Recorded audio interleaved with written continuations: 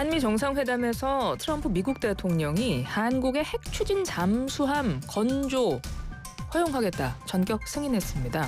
이제 앞으로 우리나라가 독자적으로 핵 추진 잠수함을 보유할 기반이 마련된 건데 그동안 우리 군의 오랜 수건이었던 핵 추진 잠수함 도입.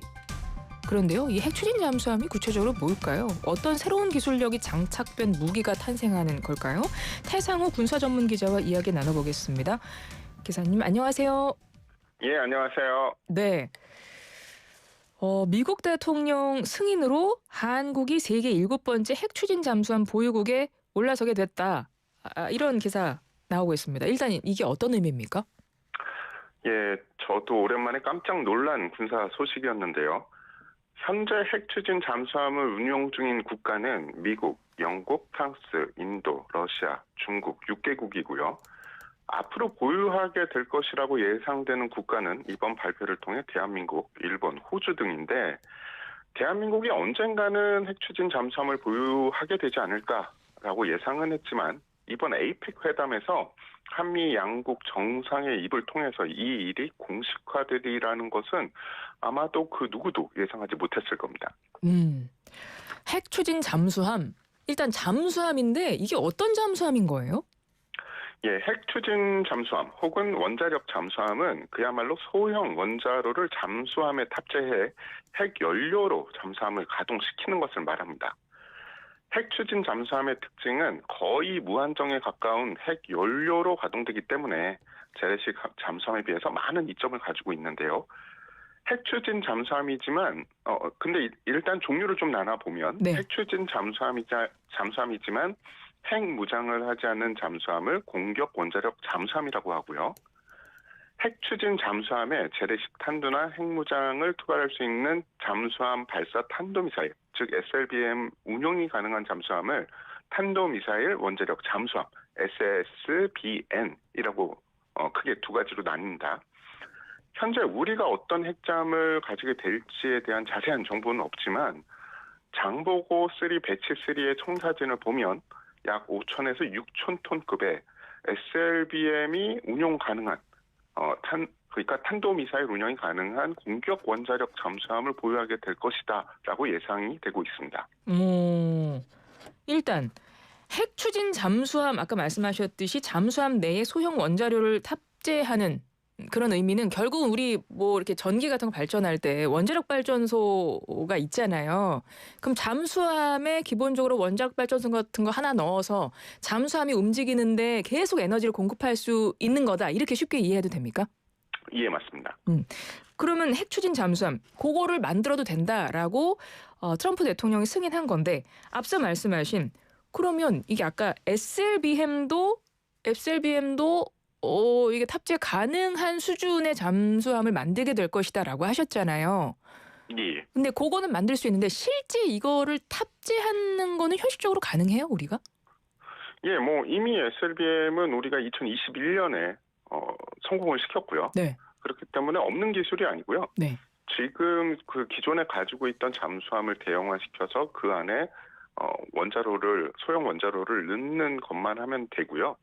사실 그 기술이 쉽지 않은 기술이지만 지난 30년간 이미 우리는 핵 추진 잠수함에 대해서 연구를 비닉 사업으로 하고 있었습니다. 그렇기 때문에 아예 모르는 상태에서 시작하는 건 아니고요.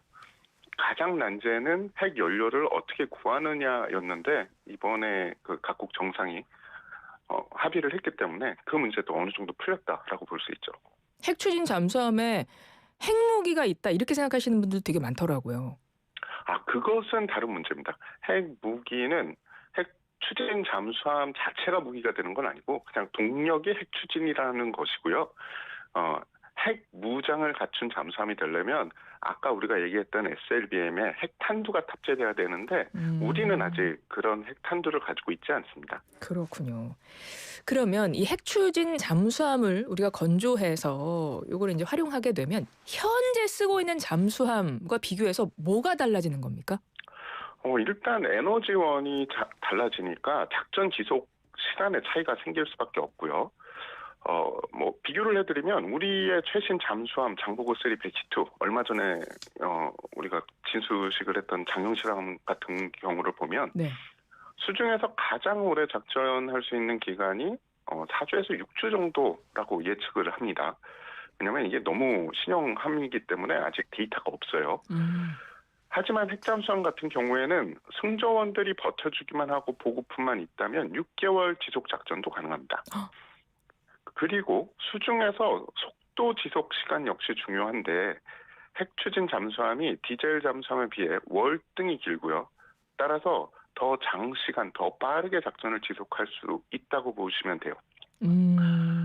간단히 설명드리면 네. 디젤 잠수함 같은 경우가 우리나라에서 출발해서 미국까지 가려면은 하루에 한 번씩은 수상 주행을 하면서 환기도 시키고 배터리도 채우고 이런 식으로 해야 되고 그런데 핵 잠수함 같은 경우에는 출항해서 미국에 도착할 때까지 수상으로 올라올 필요가 없다라고 볼 수 있는 거죠. 그리고 워낙에 무한대의 에너지를 가지기 때문에 속도를 일정하게 계속 쫙 달릴 수 있습니다. 그래서 혹자들은 핵잠수함이 KTX라면 디젤 잠수함이 새마을 열차다 이런 식으로 비교하기도 합니다. 그렇군요. 그런 차이가 있는 거군요. 근데 앞서도 제가 잠깐 언급했습니다만 과거 역대 정부에서도 핵 추진 잠수함 도입하려고 했었는데 그래서 우리 군의 오랜 수건이다 이렇게 표현을 하던데요. 그동안은 왜 이게 안 됐던 거죠? 예, 역대 정부에서 꾸준히 비닉 사업으로 추진하고 있었고요. 가장 잘 알려진 게 노무현 정부 당시에 4,000톤급 핵잠수함 사업을 추진했었는데 좌절됐고 문재인 정부에서는 미국의 핵 추진 잠수함 도입을 추진했는데 좌절됐고 윤석열 정부에서는 핵 추진 잠수함의 핵연료를 구매하기 위해서 미국 등의 비밀리에 접촉했었다라는 이야기가 있었지만 하지만 번번이 좌절됐습니다. 여기에는 핵추진 잠수함이라는 무기체계가 주는 무게감이라는 게 있는데요. 핵추진 잠수함은 대표적인 전략 무기로 주변 국가들은 물론 지역 내 군사 균형을 바꿀 만한 무기체계입니다. 따라서 미국과 한국만 양해한다고 해서 쉽게 갖게 될 수 있는 무기가 아니고 핵추진 잠수함이 지금 많은 그런 이야기가 있잖아요. 과연 지금 갖는다고 하는 핵추진 잠수함이 우리나라 실정에 맞는 무기인지 설왕설래가 많지만 북한과 일본에서 핵추진 잠수함을 개발하고 있거나 개발의 의도를 보이고 있는 시점이기 때문에 우리 정부도 지금 손놓을 수 없는 그런 시점이고 따라서 이번에 어느 정도 그 얘기가 나왔다고 봐요. 예, 그래서 말씀드리고 싶은 것은 조금 돌아왔는데 핵추진 잠수함은 한미 양국에서 그래 이거 건조하자라고 해서 되는 게 아니라 주변 국가들에게 또 어느 정도 합의를 이끌어내야 되는 겁니다. 그래서 그동안 좀 힘들었었다라고 말씀드릴 수 있고 에이펙에서 우리 정부와 미국이 극적인 합의를 했는데 많은 사람들은 사실은 이 이야기가 그냥 급작스럽게 튀어나온 게 아니라 벌써 교감이 어느 정도 있었고 주변국에도 일정 부분 알리지 않았을까라는 예상을 많이 하고 있습니다. 그럼 이제 핵 잠수함 우리가 이제 추진할 수 있게 된 여건은 마련됐다 이렇게 보는 게 맞는 거네요.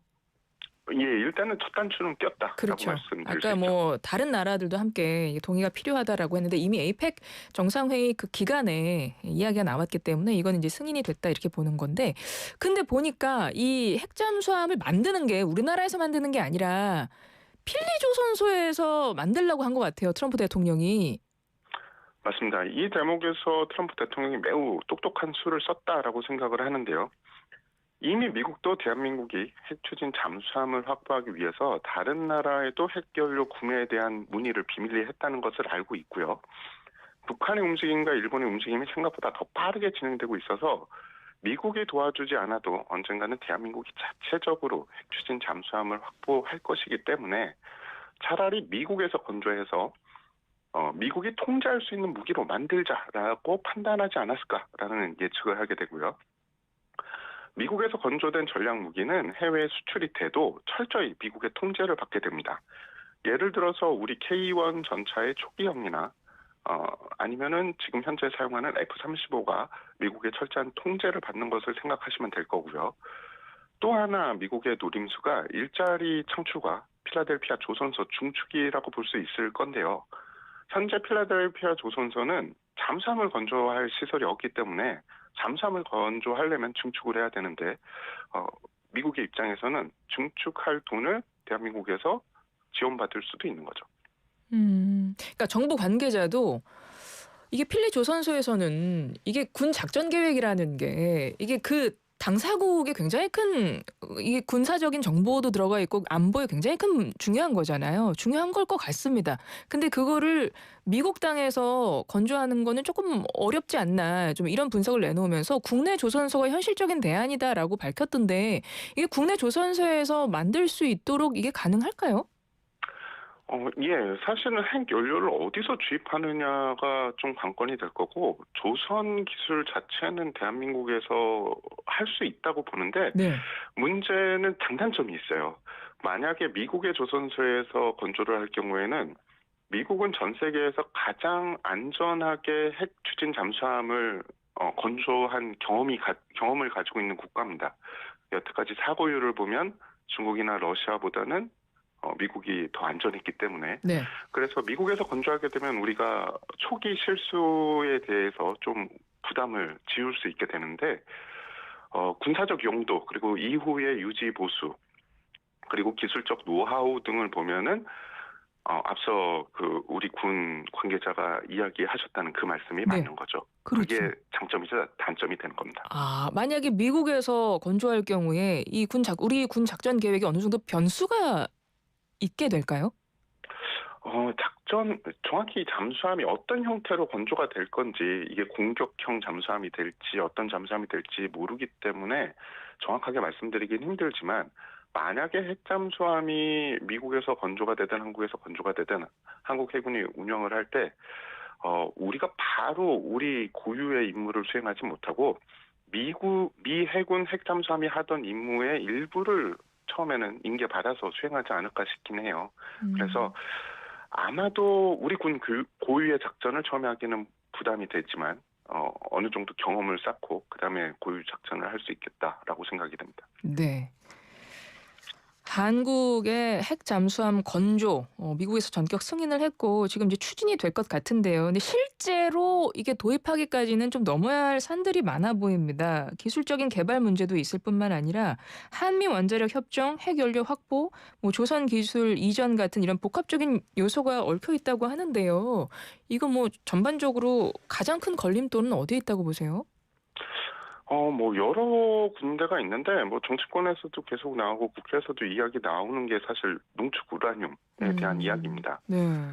사실은 이거는 그냥 한미 대통령이 합의했다고 끝나는 문제가 아니라, 그 협정, 냉전 시대부터 계속 이어왔던 이 농축 협정 자체를 개정을 해야 되는 문제이기 때문에, 양측의 이제 입법이 또, 해결해야 될 문제가 되는 겁니다.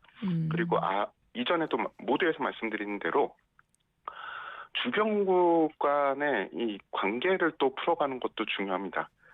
지금 아마도 이 에이펙에서 우리가 핵잠수함을 보유하게 되는 것을 극적으로 합의하게 된 그 기저에는 주변국들의 핵추진 잠수함 개발이나 이 보유가 좀 빠르게 움직이기 때문인 것 같은데요. 그 모든 것들 다 풀어가야 되고 지금 가장 많이 나오는 것 중에 하나는 핵 연료를 미국에서 받는다고 해도 이게 저농축이냐 고농축이냐에 따라서 또 잠수함이 어떤 그 향후에 어떻게 운영이 될 수 있는지가 바뀌거든요. 그래서 그 점 역시 우리가 좀 주의를 깊게 생각을 해봐야 됩니다. 그렇군요. 끝으로 이 핵 추진 잠수함이 도입되면 은밀한 억제력이 커진다 이런 말이 있습니다. 그러니까 이게 존재만으로도 상대국의 군사 행동을 제약할 수 있다 이런 의미인 것 같은데요. 어느 정도 효과가 있을까요? 억제력에는 보복 억제가 있고 거부 억제가 있습니다. 즉 보복 억제는 강력한 무기로 상대를 자제시키는 거고 거부 억제는 적들이 도발을 해도 도발 시 이것을 얻지 못한다라는 그런 거부 억제가 되는 거죠. 이번에 대한민국이 추진하는 공격 원자력 잠수함이 될 거라고 생각되는 이 핵추진 잠수함은 북한 및 적대국 잠수함에 대한 거부 억제적인 측면이 큽니다. 일부에서는 핵무장이 되어 있지 않은 공격 원자력 잠수함은 억제력이 없다라고 하지만 그거는 핵전쟁에서 이격, 그러니까 세컨드 스트라이크를 생각했을 때 이야기고 우리는 핵전쟁도 대비해야 하지만 재래식 전쟁도 대비를 해야 하기 때문에 핵무장이 없어도 더 긴 작전 시간과 빠른 속도, 최신 성능을 가진 핵추진 잠수함은 적의 잠수함이나 수상전력 도발에 대한 좋은 억제력이 될 것은 자명합니다. 그렇군요. 끝으로 우리 군이 준비해야 할 부분 뭔지 좀 짚어주시죠. 간단하게 저는 사람이 먼저다라고 말씀드리고 싶어요. 우리가 최신형 핵추진 잠수함을 보유하게 된다고 해도 결국 운영하는 것은 사람입니다. 지금부터 꾸준히 좋은 인재들을 받아들이고 현재 있는 능숙한 인원들이 이탈하는 것을 방지해야 되는데 최근 들어서 많은 사람들이 군을 이탈하는 인원에 대해서 돈 문제만 이야기를 합니다. 그런데 일선에 근무하는 분들 이야기를 들으면 돈만 문제가 아니라 전체적인 군인의 대우에 대한 이야기가 많이 나옵니다. 그래서 앞으로 좋은 잠수함을 운영하려면 좋은 인력들을 우리가 이탈하지 않고 보유할 수 있는 방법을 강구해야 됩니다. 알겠습니다. 지금까지 태상호 군사전문 기자였습니다. 고맙습니다. 예, 감사합니다.